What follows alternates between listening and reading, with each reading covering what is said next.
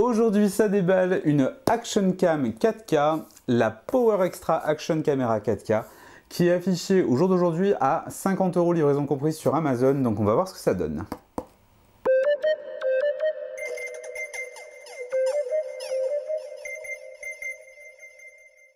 Hey, salut tout le monde, c'est Jérémy de Monsieur Jérémy. J'espère que vous allez bien. Vous le savez, j'ai l'habitude, pour ceux qui me suivent depuis un petit moment, de déballer et de faire des tests de Action Camera. Les 6 mini GoPro.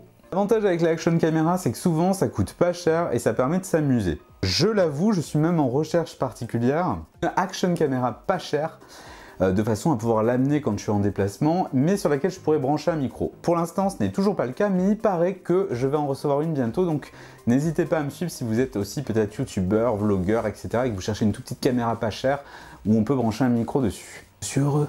Bien, revenons à nos moutons. Celui-là. Cette Action Camera, elle vient d'Amazon. La marque, c'est Power Extra. Il n'y a pas de référence. Le packaging est d'une laideur, mais c'est moche. Bref, dedans, on peut voir qu'il y a quand même pas mal d'équipements. C'est du basique, mais c'est plutôt pas mal. Ce que je sais, c'est que je l'ai testé, cette caméra, et ce qui va se passer, c'est que si vous voulez voir la vraie résolution, à l'intérieur de la vidéo, il y a une playlist. Dans cette playlist, vous avez toutes les captations en brut, c'est-à-dire sans montage ni aucune retouche, en 4K, en 2,7K, en 1080p et en 120p, avec les différentes justement FPS, c'est le nombre d'images par seconde. Et donc vous pouvez voir en brut ce que ça rend et ce que vous allez acheter. Pour ça, c'est simple, vous allez soit sur mon blog, vous avez le détail complet, soit vous allez dans le lien et vous aurez tout ce qu'il vous faut. Pour la caméra en elle-même, rien de nouveau, on est sur une toute petite caméra, hyper sympa, basique de chez basique. Le point positif de cette caméra, c'est qu'elle est livrée avec un écran sur l'avant ici, que je vais allumer. Elle est livrée avec un écran ici qui te permet des informations sur ce qui est en train de se passer. C'est extrêmement pratique quand tu es par exemple youtubeur en train de faire une vidéo. L'autre avantage, c'est que ça te permet de savoir à peu près combien de temps il te reste, combien de batterie il te reste, enfin c'est vraiment relativement pratique.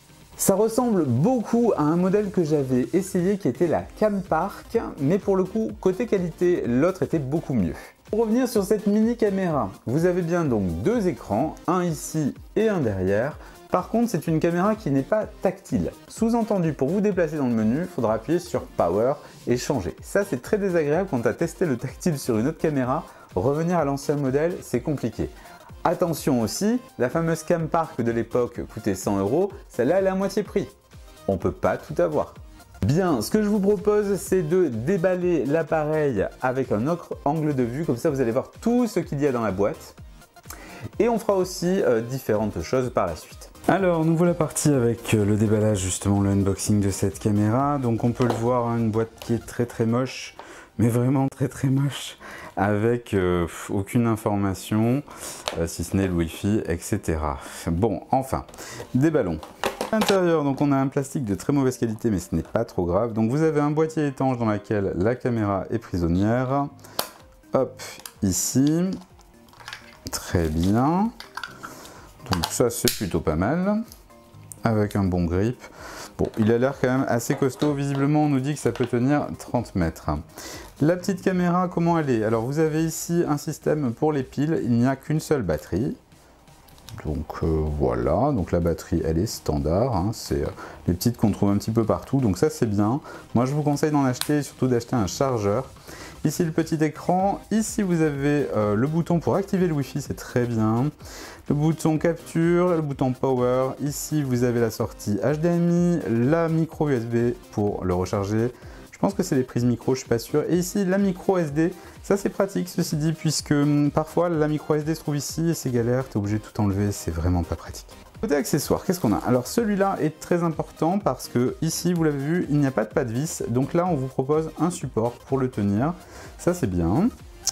Ensuite, très important, vous avez une caméra, télécommande de caméra, pardon, qui vous permet de photographier ou d'enregistrer. Il y a une languette à enlever pour déclencher la pile. Il n'y a aucun paramétrage, donc ça c'est bien. Ensuite, vous avez une vitre supplémentaire pour le boîtier étanche.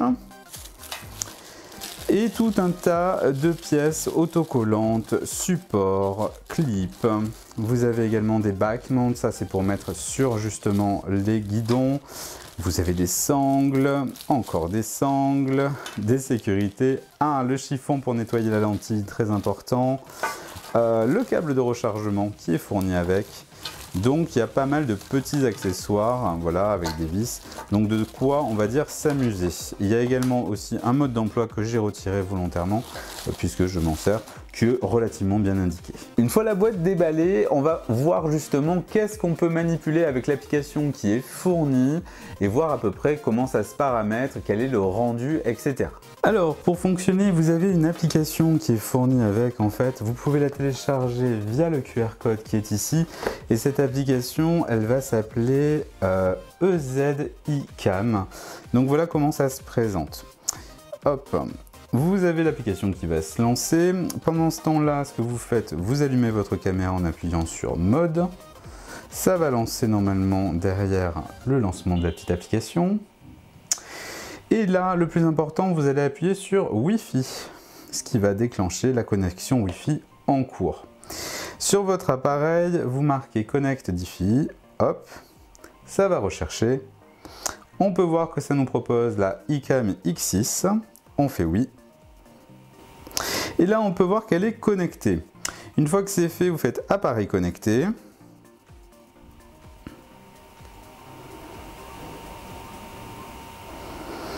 Et voilà.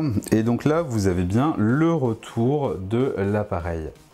Ici, vous pouvez choisir la définition, donc uniquement sur le Full HD ou le HD. Donc là, on va passer en Full HD 60 fps. Vous avez également donc la possibilité de choisir tout un tas d'options, de changer en photo, etc. Et une fois que c'est fait, eh bien, vous appuyez sur enregistrer. C'est une application très basique. Ce que je trouve dommage, c'est qu'on ne puisse pas régler le choix des angles. Moi, ce que je vous conseille de faire, si vous avez une autre application et ce type de caméra, vous en connaissez des bonnes, n'hésitez pas à le dire dans les commentaires. Des applications qui soient compatibles justement avec toutes les action caméras Wi-Fi, ça peut être une bonne idée. En attendant, c'est très réactif, c'est compatible avec quasiment tout, ça prend pas de mémoire, c'est vraiment super. Ce qui est vraiment dommage avec cette application, c'est que dans mon cas particulier, lorsque je veux actionner avec la télécommande et l'application en cours, ça ne fonctionne pas. Par contre, si je coupe l'application et que je passe en télécommande, ça fonctionne. C'était un peu dommage. Alors, mon avis global sur cette caméra, pour le rapport qualité-prix, c'est le top. Par contre, si on a envie de performance, je trouve que la qualité d'image, malgré un éclairage optimal, parce qu'il faut quand même comprendre que je suis en intérieur avec deux énormes spots sur les côtés, donc je trouve que l'image était moins bonne que d'habitude. Et pareil, pour le son, il est toujours étouffé et on ne peut pas brancher de micro. Et ça m'énerve.